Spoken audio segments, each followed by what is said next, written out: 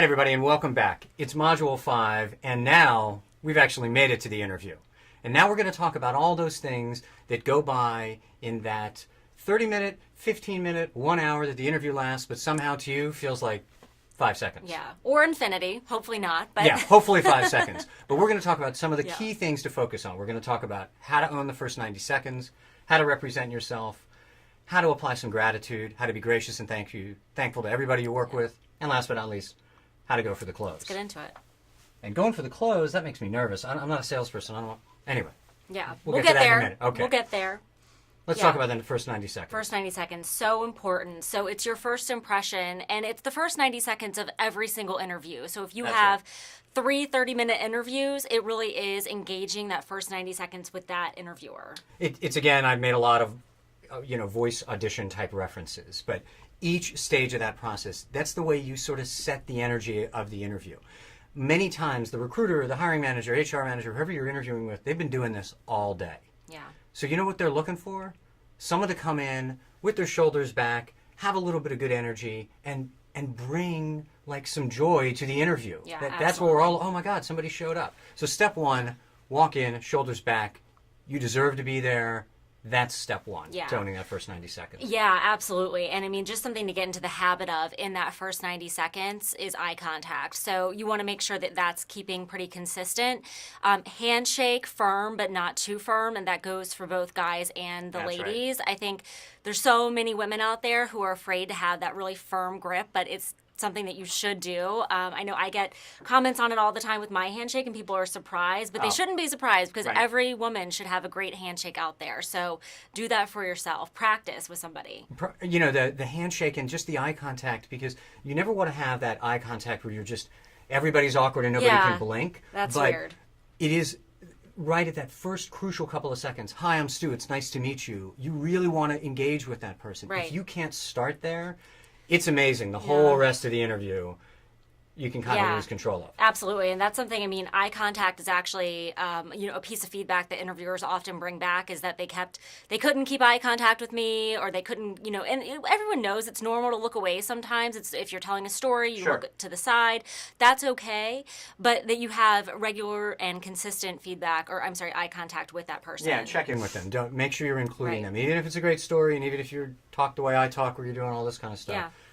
Come back in, stay centered on the interviewer. Cool. And the second thing I would say is, right at that beginning, thank you. Thank you, Amy, for bringing me in. I'm really excited to be here. Right, and it's thanking them for their time. These are really busy people, most likely, and so you're acknowledging that they're taking time out of their day. That is meaningful, and that interviewers really appreciate that. And even if you're super rock star, great degree, highly recruited, and all that, it's still very important. Be gracious, be appreciative, because we talked about in the last module, there's probably 1,000 people or more who want to be in the seat that you're in today. Yeah. Okay, step 3 to owning the first 90 seconds. Step 3. So know why me and why you're here. So I think that comes out of all those times that we saw hiring managers want to skip all the questions we gave them, all the stuff that we wanted them to go through, and they're a little tired or they're a little cranky, and they just say, you know what, why are you here? Well, I blah, blah, blah. I don't even care about that. Why do you want to work here? Right. This company. Yeah, absolutely. That is often a lead question for people in the interview, for the hiring managers or the interviewer. So it's really something that you should have practiced and prepared a great response to. Again, it's a really quick kind of soundbite elevator pitch of why you want to be at that company and why you would be a great person to be on their team. That's right. And take that opportunity when you're thanking them for bringing you in, when you're making that eye contact. If someone asks you that kind of question, don't be, a lot of times you can be intimidated by such a direct question. It really is a gift, because they're basically saying at the beginning of the interview, I'm giving you an opportunity to give your opening statement. That's absolutely right. Why should you be here? Right. Okay, let's talk about what they're looking for. What are hiring managers looking for? Yeah, absolutely. I think, off the top, one of the things that people really want to see is your enthusiasm and your passion for maybe their product, maybe the industry, that company, something that really gets you jazzed up and why you're there. People want to see that. They want to be able to understand why you are interested in the space. And if you have a connection with the company, with the brand already, then people may not be able to ask you, have you purchased our product? Are you a subscriber? Because that may be too direct, and they could be seen as disqualifying you just for that reason. Right. However, if you are a subscriber, if you are a Great to customer, if you are in disclose. anything, that's the thing you lead with. Yeah. Because you're not only saying that I prepared for the interview, I'm a fan. Yep. I'm a customer. Yeah. I've seen it from the customer's perspective, which gives you a lot of different insight. Right. Okay, we talk about passion, enthusiasm, and all of that. And I think another one thing, but just be likable. Just be easy to deal with. For every person you interact with in the process, which gets us into sort of our next point. If you're going to be likable, if something changes... Yeah. You got to be flexible. Yeah. Yeah, you absolutely do. And don't be impatient. So that's something I think we've all seen candidates do that. Things change on the fly. And a lot of times that's out of the control of the hiring managers. It's out of control of the recruiters. Maybe one of them is in meetings all day and is totally running late and is still really excited to meet you. Don't lose your cool there, because that's going to be, again, with the red flags, mentioning those, Right. that's going to be a red flag for them. And more than likely, unless you're taking a job, I can't even think of a company where you're going to take a job these days that there's not change or things that are going to, shift. You may get hired to work in one team, and by the time you show up on day one, they may say, well, that team actually changed, and the person leading that team is Amy now. And you just got to be cool with that. Yeah. It could be set up as a test, but more important, it's an opportunity for you to say, hey, no worries, I understand, things happen. You just sit there and be cool, because I can tell you I have gotten jobs way back in, waiting tables days when just because I showed up, just because I was patient, just because I was cool, that by the time everything else had unraveled around me, Totally. the manager, hiring manager, whoever just came up and said, I so appreciate your patience. When can you start? I didn't do anything. Yeah. All I did was I just sat here, Yeah. and I was cool, and I didn't, act as though, even if, again, I'm super rock star, that I have some entitlement, and if the interview starts 5 minutes late, that someone should be apologizing to me. Yeah, absolutely. And it's okay. Maybe you are a little bit annoyed in your head, but don't let that show. I think Right. is the thing is, understandably, sometimes things happen. You may be, a little irritated by that, but definitely not letting it show is one of the biggest keys. And just be cool. Again, it's just be cool. Again, Yeah. you could be disturbed. You could have to text 15 people to change Yeah. your life around and get your dog walker to show up or Right. whatever that is, but they don't got to know that. Yeah, The inter- exactly. as far as the interviewer and everybody there, cool as the other side of the pillow, Yeah. as they say. right? Absolutely. Okay, so let's also talk about feedback, because another thing, if you're going to be cool and you're going to be nice and you're going to be likable, it's understandable to want to say at the end of the interview, how did I do? What are the next steps? And we're going to talk about the close, but you have to recognize in this day and age, unless you're interviewing sole practitioner type of company, the chance of someone telling you on that spot, Yeah. Right, that's right, because it's not just their decision. So you could have done amazingly well in that conversation, but there could be, external factors that are outside of your control. No interviewer, or very few interviewers, is going to say, I think you're getting the job now, or I really wish you'd said this instead of that. It's just not going to happen. So, it's a question that you're probably not going to get very honest feedback from. It's cool if you want to just as a sign to say, hey, I'm really excited. How do you think it went? If you just, Sure. if in a small way, but again, you're sort of asking it, recognizing that they're probably not going to be able to give you something substantive. There are limitations on what they can say. Yeah, and just understand that. So don't get bent out of shape if Yeah. you want to know, and they say, well, look, the reality is I can't share any feedback right now. Right. Okay, let's talk about gratitude, because I think gratitude is another one of those things that is easily overlooked. We all probably know enough to say, somebody interviewed me, I'm supposed to send a thank you email, but it's bigger than that. Right. Yeah, I think you're right. I think it's a several step acknowledgement. So you're thanking them maybe at the very beginning of the interview. You're definitely thanking them at the end. Thank you so much for taking the time. I feel like I have a much better understanding of the position, of the company, of, your team, whatever it is at the end of that. And that's something that hiring managers, interviewers really appreciate. And I would add, on the thank you note, whether it's an email, handwritten, a voicemail, whatever, don't just thank them. That's the easy part of a thank you note. Amy, thank you so much for your time. And by the way, let me reiterate quickly why I'm interested, Yeah.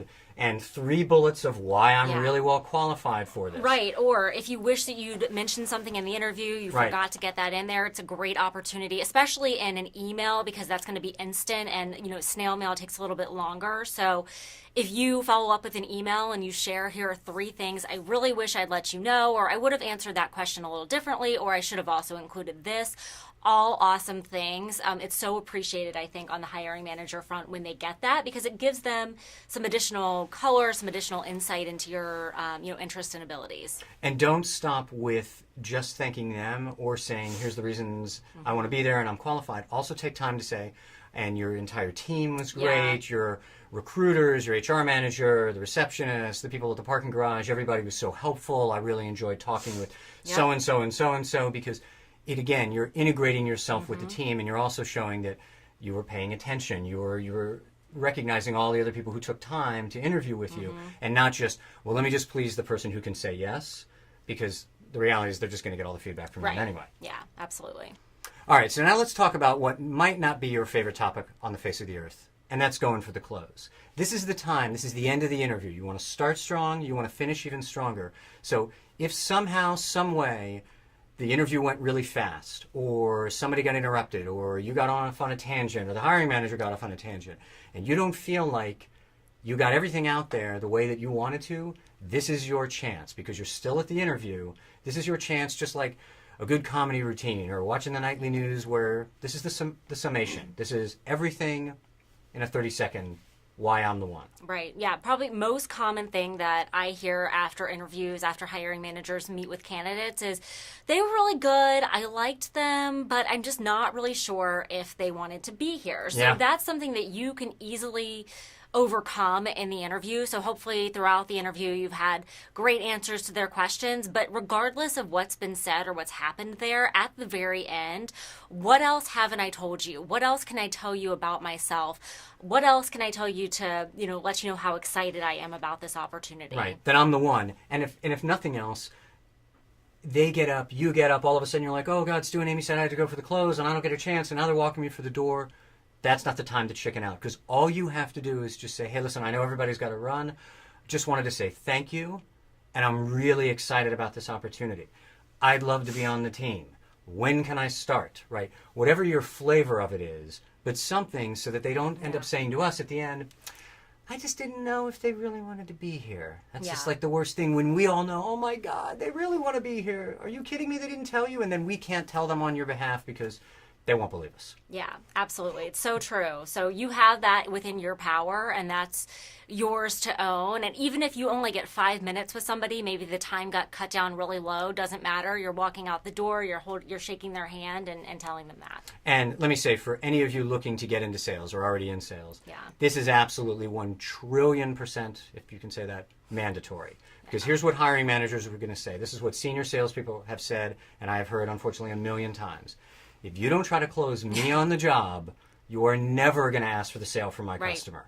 Ever. Because this is the easy time, right? Yeah. This is here at the interview. This isn't out on a call or at the client space where, it's going to be a lot more awkward and you're going to be a lot more nervous, and you're going to end up being a salesperson who just has great relationships, but not a lot of sales. Yeah, and they still may not let you close, but they're going to go back and they're going to say, that's right, they didn't even ask for it, or they did ask for it, I was really impressed. Right, and again, make it your own. It doesn't have to be the way I would say it. It doesn't have to, if it's not, you're not comfortable, Stu, I could just never be that direct.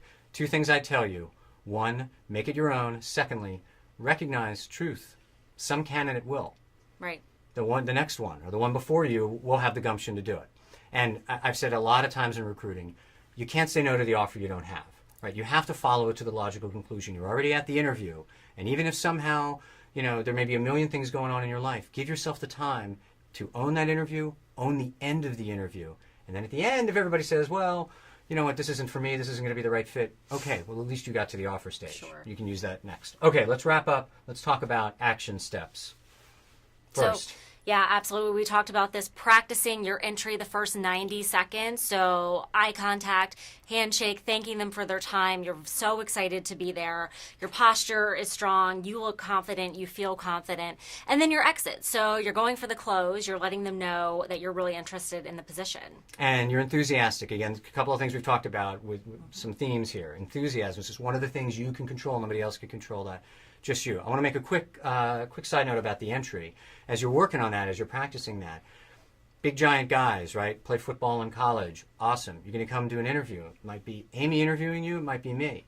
You meet Amy, yeah, you have a firm handshake, but you know what? If you outweigh her by 200 pounds, this is not the opportunity to try to impress somebody. And I've seen people sort of lose track of that. And I've had, hiring managers, HR managers say, it was okay, but the guy kind of crushed my hand. Like, he weighs like 280 pounds, so you know who you are if that's you. So again, you're not trying to do this, but you want to, just nice. Yeah. And work on it, practice it. This is, even if you have to practice this with your dog, right? Because the dog's going to handshake. Okay.